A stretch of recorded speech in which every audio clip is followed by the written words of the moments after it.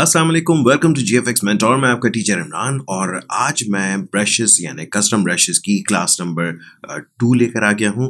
और पिछली क्लास में आप लोगों ने देखा था कि हमने सर्कल के साथ कुछ किया था, यानी सर्कल वाले ब्रश के साथ थोड़ा सा स्कैटर्ड किया था। आज मैं आपको कस्टम ब्रश यानी अपना शेप का ब्रश बनाना सिखाऊंगा और एग्जैक्टली वैसे ही जैसे हमने स्कैटर किया था, प्लस उसके अंदर कुछ और मजीद सेटिंग्स ऐड करेंगे। तो आइए स्टार्ट करते हैं।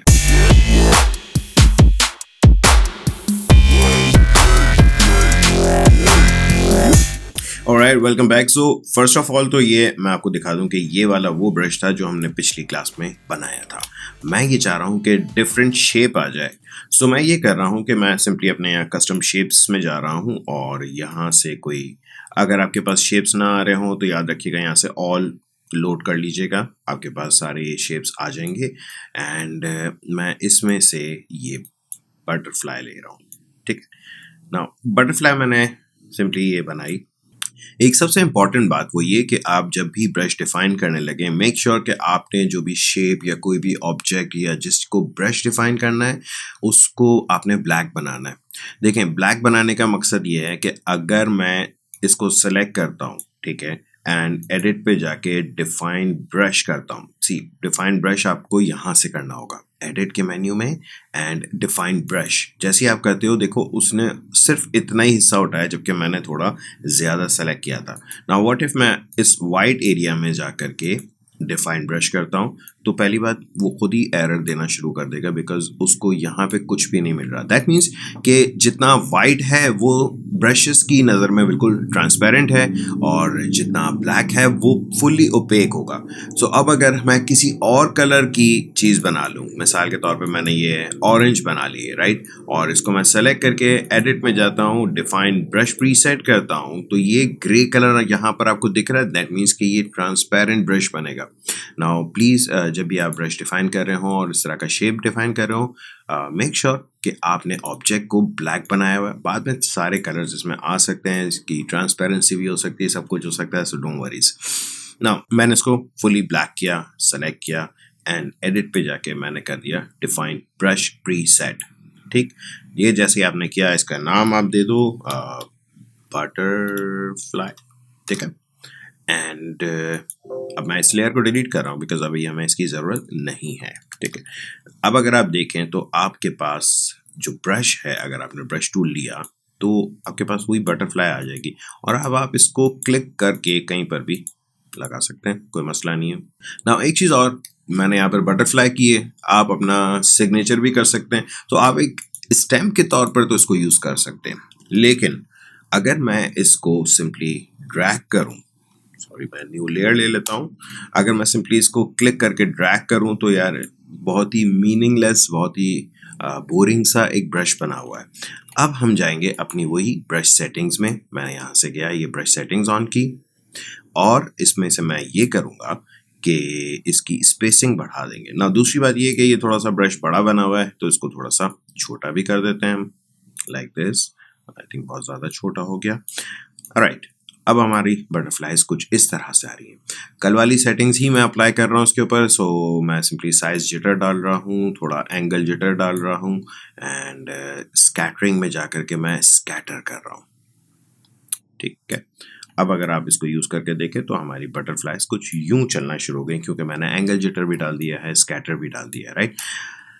अब मज़ेदार सा काम इसमें मुझे ये करना है ना। देखें, यहाँ पर आपके पास दो सेटिंग्स जो अगली आने वाली हैं, ये है texture and dual brush.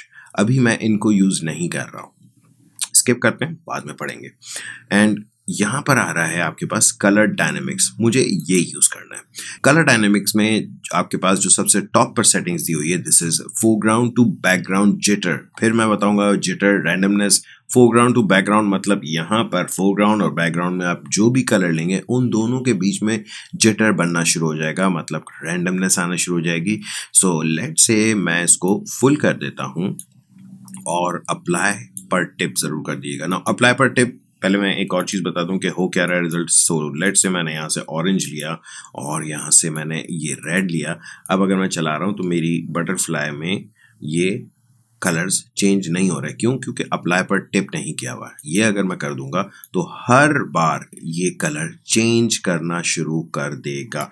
Now, इसको मैं सबको डिलीट कर रहा हूँ और दोबारा से देख लें क्या हो रहा है। आप कोई भी कलर ले लें फोरग्राउंड में। सो फॉर एग्जांपल मैं फोरग्राउंड में लेट्स से मैं पर्पल ले लेता हूँ। ठीक है, बड़ा पेस्टल सा पर्पल ले रहा हूँ। एंड बैकग्राउंड में मैं कोई पिंक विंक कलर ले लेता हूँ। सो मैंने बड़े लाइट से कलर यहाँ पर ले लिए, पिंक एंड पर्पल। और अब अगर आप इसको चला के देखें तो बड़ा ब्यूटीफुल सा एक ब्रश बना हुआ है हमारा। Now, इसमें कुछ चीज़ें आप लोगों को बताना बहुत ज़रूरी है। वो ये कि एक तो है आपके पास ह्यू जिटर।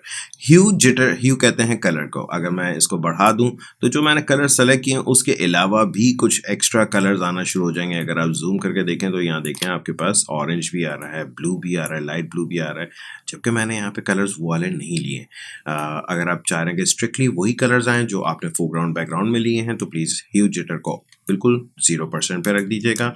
सी मैं इसको दोबारा से डिलीट करके आपको करके दिखा रहा हूँ। अब ये आपका सिर्फ फोरग्राउंड एंड बैकग्राउंड कलर्स के बीच में ही चल रहा होगा। ठीक है।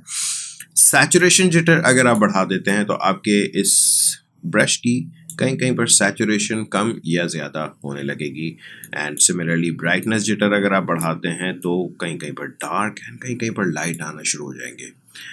एंड लास्टली यहाँ पर आपके पास दी हुई है प्योरिटी। अगर प्योरिटी बिल्कुल 0 कर दूं तो ये सिर्फ ग्रे स्केल आने लगेंगे, मतलब वाइट, लाइट, ग्रे और इस टाइप के। अगर प्योरिटी बढ़ा दूं तो कलर्स और ज़्यादा शार्प आने लगेंगे। सो इन वन सेंस कह सकते हैं कि प्योरिटी और सैचुरेशन कुछ एक जैसा है, लेकिन एक जैसा नहीं है। ओवरऑल अगर आपको अपने ब्रश के तमाम स्टेप्स के ऊपर सैचुरेशन कम या ज़्यादा करनी है तो प्योरिटी यूज़ कीजिएगा, लेकिन रैंडमली अगर सैचुरेशन यूज़ करनी है तो फिर आप सैचुरेशन यूज़ कीजिएगा। So that's it. अब ये हमारा ब्रश एक अच्छा सा बन चुका है। हम किसी भी कलर पे इसको अप्लाई कर सकते हैं। मैं सिंपली यहाँ जाकर के न्यू ब्रश कर रहा हूँ और न्यू ब्रश में इसका नाम आप दे दें, ताकि देखें प्रॉब्लम ये आ रहा है कि जो पिछला वाला ब्रश था जो मैंने सेव किया था वो ये था। ठीक है। एंड अगर मैं यहाँ आके देखूँ तो ये आपका ब्रश ये है, राइट, जो अभी आपने बनाया ना। एक और काम, कई सारे लोगों ने मुझसे ये पूछा, लाइक पिछली वाली क्लास के कमेंट्स में मैंने देखा कि सर क्या हम इसको सेव कर सकते हैं और सेव करके हम किसी फ्रेंड को दे सकते हैं या कहीं और बिल्कुल यूज़ कर सकते हैं। एक छोटा सा जो डिफरेंस है वो ये है कि CC 2018 में थोड़ा सा डिफरेंट तरीके से फाइल सेव हो रही है। एंड पुराने वर्जन्स में सिंपली आप यहाँ पे देखें, मैं आपको बताऊं कि ये अगर आपका ब्रश पैनल आ रहा है और यहाँ पे सेटिंग्स में जाएंगे तो आपके पास सेव ब्रशेस का एक ऑप्शन आ रहा होता था। अब यहाँ पे थोड़ा सा डिफरेंट है। आप चाहें तो देखें, मैंने एक ये सेलेक्ट किया है, एक ये सेलेक्ट किया है, कंट्रोल प्रेस किया हुआ है, मैंने ये 2 ब्रशेस सेलेक्ट किए हैं। और यहाँ से आके अगर मैं एक्सपोर्ट सेलेक्टेड ब्रशेस करता हूँ, ठीक है, एंड दैट्स इट। ये मैं सिंपली डेस्कटॉप पे जा करके सेव कर रहा हूँ GFX मेंटोर ब्रशेस और ये .abr फाइल बनेगी। ठीक है, ये याद रखिएगा ये 2018 का तरीक़ेकार है। लेकिन अगर पुराने वर्जन्स में देखें तो आपको इसी जगह, जैसे ये राइट क्लिक वाला मेन्यू आता है, यहाँ पर आप जाएंगे, यहाँ पर आपके पास सेव ब्रशेस आएंगे। लेकिन सेव ब्रशेस में जो उस वक्त का तरीक़ाकार था वो ये था कि आपकी लाइब्रेरी में जितने भी ब्रशेस थे वो सारे के सारे एक साथ सेव हो जाएंगे। अगर आप अपनी तमाम ब्रशेस को अपनी लाइब्रेरी से हटा दें और फिर उसको आप जो पर्टिकुलरली जिसको रखना है सिर्फ उसको रखें और फिर आप सेव करें तो ज़्यादा बेहतर होगा, वरना वो जितने आपके ब्रशेस लोड हुए होंगे सब एक साथ एक ABR फाइल में आ जाते हैं। बहरहाल बहुत देर में इनको अकल आई इस तरह से करने की, लेकिन दिस इज़ समथिंग गुड, ये आप कर सकते हो। दूसरी बात, मैं डेस्कटॉप पर अगर आपको दिखाऊं को तो मेरा सॉरी यार, डेस्कटॉप डिस्टर्ब हुआ हुआ बहुत ज़्यादा बुरी तरह से चीज़ें भरी हुई। ये GFX mentor brushes .abr file आपकी बनी हुई बहुत छोटी सी 9.38। अगर मैं यहाँ पर फोटोशॉप में आकर के ये वाले ब्रशेस अब डिलीट कर देता हूँ, simply write click and delete. ये जो ब्रशेस मैंने अभी बनाए थे इन सबको मैं सिंपली डिलीट कर रहा हूँ। डन हो गया। अब मुझे क्या करना है कि सो लेट्स से मेरे पास ये बड़ा सिंपल सा ब्रश है, मुझे वो वाले ब्रशेस लोड करने हैं, तो मैं सिंपली राइट क्लिक करूँगा, यहाँ पे जाऊँगा and import brushes, and desktop पर जो मैंने सेव की थी फाइल इस पे क्लिक करें, लोड करें एंड यू आर डन। ये यहाँ नीचे देख रहे हैं एक पूरा फोल्डर आ गया है GFX मेंटोर ब्रशेस का। ये रहे दोनों ब्रशेस जो अभी तक हमने बनाए थे, एक ये और एक ये वाला। आई होप आप लोगों को ये क्लास भी पसंद आई होगी, समझ में भी आई होगी। अगर पसंद आई तो प्लीज़ लाइक करें और सब्सक्राइब करें अगर सब्सक्राइब नहीं किया तो। Thank you.